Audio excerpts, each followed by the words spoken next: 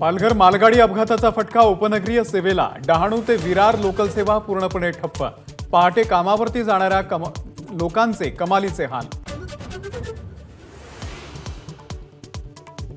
Palghar train खोळंब्यामुळे चाकरमान्यांना लांब पल्ल्याच्या गाड्यांमधून विरारपर्यंत प्रवासाची सोय, तर काही रेल्वे गाड्यांच्या वेळापत्रकात बदल।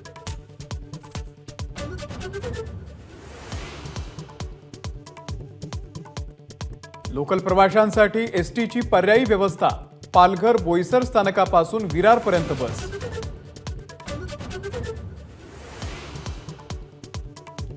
पंधरा जून पर्यंत मान्सून संपूर्ण महाराष्ट्र व्यापणार।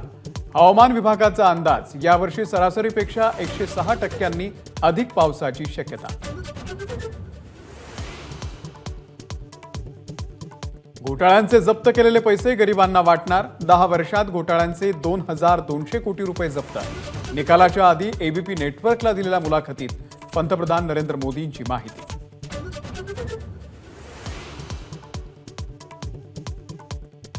मोदींना गरिबांसाठी नव्हे, अदानींना मदत करण्यासाठी देवानं पाठवलंय।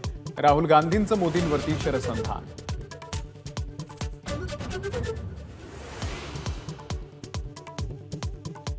गांधी परिवारालाही संकटात मदत करत आलोय। तब्येत बिघडल्यानंतर सोनियांसाठी विशेष विमान पाठवलं। एबीपी नेटवर्कला दिलेल्या मुलाखतीत मोदींचं वक्तव्य।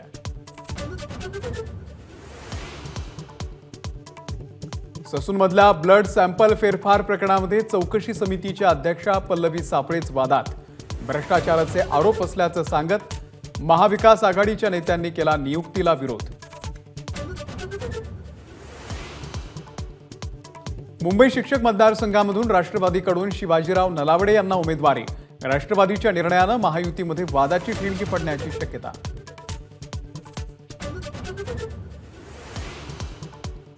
कोस्टल रोडला कोणताही धोका नाही। कोस्टल रोडच्या गळतीच्या पाहणीनंतर मुख्यमंत्र्यांची ग्वाही, तर भ्रष्ट राजवटीनं कामाचा वेग कमी केला।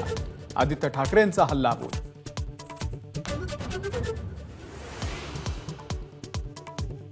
पंतप्रधान नरेंद्र मोदींच्या प्रचारासाठी उपमुख्यमंत्री देवेंद्र फडणवीस मैदानामध्ये।